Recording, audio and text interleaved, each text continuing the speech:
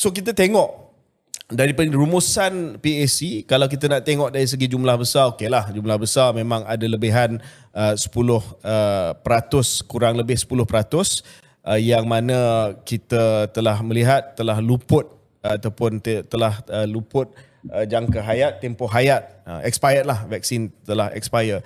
Saya nak jelaskan bahawa kita buat unjuran, Syaril, 83 juta dos. Okay. Saya buat unjuran untuk beli 83 juta dos vaksin. Dan perkara ni bukan perkara rahsia. Saya bentangkan benda ni bukan saja di Jemaah Menteri. Saya bawa ke PAC. Masa tu ahli-ahli pembangkang, PKR, DAP semua, DAP pengurusi PAC pada masa itu, saya bawa ke Jawatan Kuasa Kesihatan. Jawatan Kuasa Pilihan Khas Kesihatan dipengurusi oleh Dr. Kelvin Yee, juga daripada DAP. Dan saya bentangkan, ini jumlah yang saya nak beli. 80 lebih juta. Dan mereka CPA dia ialah? CPA dia adalah 2 dos untuk setiap dewasa plus dos penggalak. Yes. Sebab pada waktu itu nasihat sains yang saya terima daripada pakar-pakar di KKM dan juga di universiti tempatan dan juga bacaan saya tentang apa yang sedang berlaku di negara lain, kemungkinan besar kita perlukan dos ketiga. Terutamanya Sinovac. Ada pakar yang mengatakan bahawa Sinovac is actually a 3-dose primary vaccine. Perlukan 3 untuk dia tahap keberkesanan yang tinggi terhadap COVID. So sifar dia begitu. 83 juta adalah cukup untuk 2 dos tambah dos penggalak.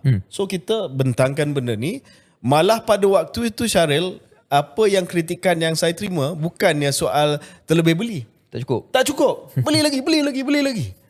Tapi saya maklumkan kepada mereka, ini adalah wang rakyat. Walaupun saya ada peranan, tanggungjawab dan kuasa sebagai menteri pada waktu itu, minister in charge of the immunisation program, tapi saya kena bawa ke Jemaah Menteri. Saya tak nak kita membazir duit. Saya nak cuba buat unjuran yang setepat mungkin lah. Setepat mungkin. Dan akhirnya, kalau kita tengok kepada ini data, saya ambil laporan jawatan kuasa PAC sendiri. Saya tak baca headline lepas tu melenting dekat X ataupun dekat FB. Saya ambil laporan. Ya, laporan ni boleh dibaca. Kalau kita tengok status unjuran vaksin, ya, yang kita beli, yang kita dapat adalah 83 juta. 83 juta dos. Ya. Dan kita buat unjuran untuk dos pertama, dos kedua, dos penggalak pertama dan juga kita buat juga unjuran sedikit untuk dos penggalak kedua, second booster dose, terutamanya untuk warga emas dan sebagainya. Sebab ada nasihat yang mengatakan bahawa mungkin perlu second booster dose untuk golongan tertentu. Dan status pemberian, Syaril, adalah 72 juta daripada 83 juta. Status pemberian berbanding unjuran, you know what it was? 88%. Bundarkanlah kepada 90%. That means the wastage was 10%. Yeah. The one that people didn't use lah, 10%. Yeah. Oh ya, okay. 10% itu bersamaan dengan 500 juta ringgit. Besar. Saya bukan nak trivialize. Negara lain ada wastage ke? Negara lain tak ada wastage lah? Nak saya boleh? Nak saya cakap? So kita kena kongsikan. In the Philippines, the total COVID vaccine wastage has been estimated to hit over 50 million doses by the end of March. 50 juta dos vaksin di Filipina luput tempoh hayat. Ya, okey, dia punya populasi lebih besar daripada kita, tapi kita luput hayat 8 juta saja, jadi 50 juta. Di Indonesia ini awal tahun ni kalau tak silap saya, 40 juta lebih dos pada Oktober tahun 2022. Mungkin dah lebih tinggi besar sekarang. I think it's more because last year dia punya timbalan menteri Dante Saxono, saya kenal Bapak Dante ni, dia kata Oktober 2022 40 juta dos vaksin di Indonesia yang luput hayat yang terpaksa dimusnahkan. Di Korea Selatan ini saya rasa tahun lepas juga 13 juta dos dimusnahkan kerana luput hayat. And get this, Syaril, di Amerika Syarikat 82 juta dos COVID vaksin.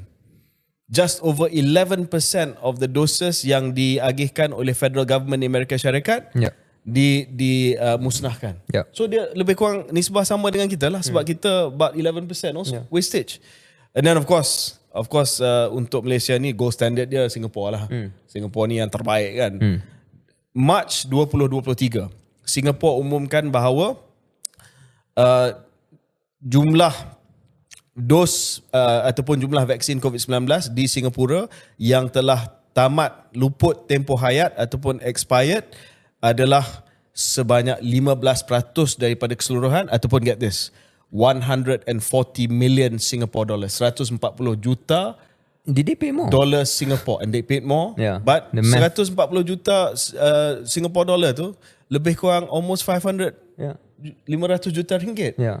Jadi And the volume benchmark dengan buang- Singapore, we were the same Yeah. in terms of the value. In terms of absolute value, tapi pembaziran mereka kalau nak Pembaziran panggil mereka pembaziran dari lah, segi nisbah kapital lagi tinggi Jauh daripada lebih kita. So bagi saya bukan saya nak memberi alasan berkenaan dengan pembaziran. Satu pun pembaziran kalau boleh kita nak elakkan, kita elakkan. Tetapi saya nak bagi tahu bahawa banyak negara lain juga mengalami perkara yang sama. Sebab dalam pandemik, apa yang kita nak pastikan adalah kita dapat bekalan yang cukup. Dan saya nak jelaskan di sini, bayangkan Syaril. kalau tak cukup. Lagi teruk. Saya berpandangan Syaril, lebih baik kita terlebih beli daripada tak cukup beli. Betul. Dalam keadaan life and death. Correct. I take that responsibility. You were not there in the room. I was there in the room. Dan saya tahu apa yang saya buat. Dan saya boleh jawab. PAC tak panggil saya. And this Jadi- excess purchase is in line dengan apa yang berlaku di negara-negara lain. Memang. Yeah, this is not like Malaysia teruk sangat. Itu Tak. yang pertama Syaril. Yang kedua, saya nak bagi tahu kepada pendengar dan penonton, terutamanya mereka yang hentam saya gila-gila sejak berita ni keluar. Berita ni bukan benda yang baru. Menteri Kesihatan dah cakap beberapa bulan yang lepas, cuma disahkan dalam laporan PAC yang kali ini. Yang kedua, saya nak bagi tahu Syaril adalah beli vaksin COVID-19 ni bukan macam beli Panadol kat farmasi. Saya nak satu papan Panadol. Lepas tu saya bayar untuk Panadol tersebut. Beli vaksin COVID-19, Syaril pun masih lagi ingat, benda ni scarce commodity. Yeah. Sesuatu benda yang tak banyak. Permintaan dia sangat-sangat tinggi. Kita nak beli, bukan beli dengan farmasi dekat kaunter carrying farmasi. Kita nak kena berdepan dengan Pfizer, kita nak kena berdepan dengan AstraZeneca, kena berdepan dengan Sinovac. Beli hari ni bukan maksud dapat hari ni. Beli hari ni kita kena ada dalam queue.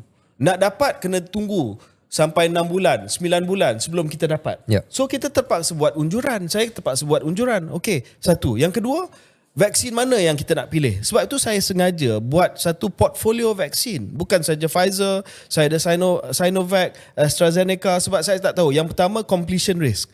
Saya tak tahu vaksin ini betul-betul akan dapat deliver ke tidak. Sebab itu saya hedge ataupun saya buat keputusan jangan hanya letakkan semua kita punya pertaruhan ataupun kita punya pelaburan dalam satu vaksin saja. Kita bahagikan. Itu pun saya masih lagi ingat Datuk Seri Ismail Sabri, Perdana Menteri, dia minta saya beli lebih Sinovac pada waktu dia baru dilantik sebagai Perdana Menteri. Saya kata kepada dia, Datuk Seri Sir, kita dah cukup sebenarnya, tak perlu kita tambah. Dan vaksin daripada Pfizer pun dah mula nak sampai. Dan kalau saya terpaksa ikut arahan daripada Perdana Menteri pada waktu itu, dia punya kelebihan ataupun pembaziran lagi tinggi. Tapi to his credit, Datuk Seri Ismail Sabri, bila saya jelaskan, dia faham dengan cepat. Dia kata, okay, proceed. So, saya telah cuba menjaga unjuran dan perolehan ini sebaik mungkin, ya.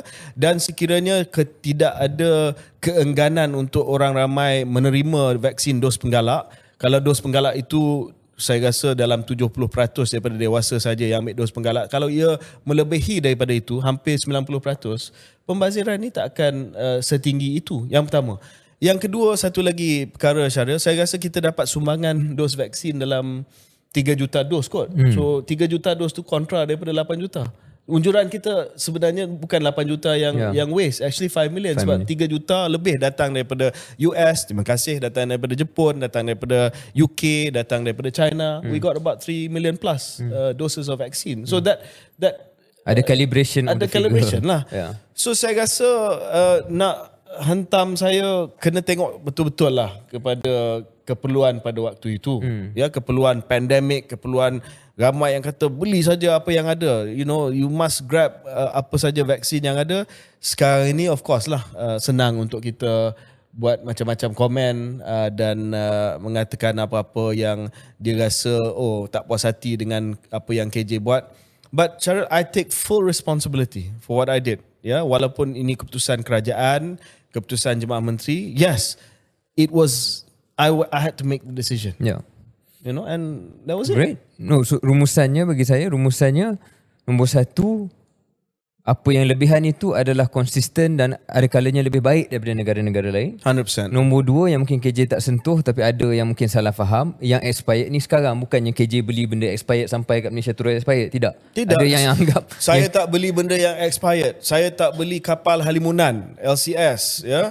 Saya beli benda dah ada dah. Ya. Cuma yalah penggunaannya tidak sampai unjuran yang okay.